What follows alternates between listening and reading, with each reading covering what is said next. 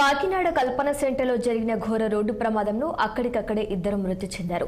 ద్విచక్ర వాహనంపై ఉన్న పెర్రాజుపేటకు చెందిన పీత సతీష్, అవసరాల వీధికి చెందిన బి లక్ష్మణ్లు ఇద్దరు అక్కడికక్కడే మృతి చెందారు. మరో ద్విచక్ర వాహనంపై ఉండి తీవ్ర గాయాల పాలై ఆపస్మారక స్థితిలో జీజీహెచ్లో జక్కం దుర్గాప్రసాద్ చికిత్స పొందుతున్నాడు. కారు నడుపుతున్న రామ్మోహన్ కు తీవ్ర గాయాలు కాగా కారులో ఉన్న పద్మకు స్వల్ప గాయాలతో బయటపడింది.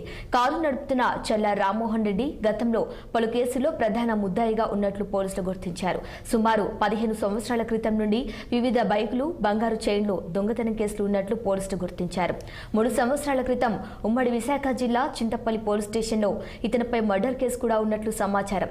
అతని కారులో మద్యం సీసాలు ఉన్నట్లు గుర్తింపు. ఆర్టీసీ బస్టాండ్ వైపు నుంచి ఇటు సినిమా రోడ్లో ఇటు డైరీ ఫార్మ్ సెంటర్ టర్నింగ్ లోకి XUV 700 అది ఇంకా రిజిస్ట్రేషన్ FR బండి వెహికల్ లాగా ఉంది. అది ఫర్ రిజిస్ట్రేషన్ వెహికల్. ఆ బండి కొంచెం బాగా హై స్పీడ్గా రావడంతో ఇక్కడ ఉన్న సెంటర్లో ఉన్న సర్కిల్కి ఉన్న ఒక సిమెంట్ దెమ్మకి హిట్ ఇవ్వడంతో ఆ మధ్యలో వస్తున్న బహుశా టూ వీలర్ మీద వస్తున్న ఇద్దరు కూడా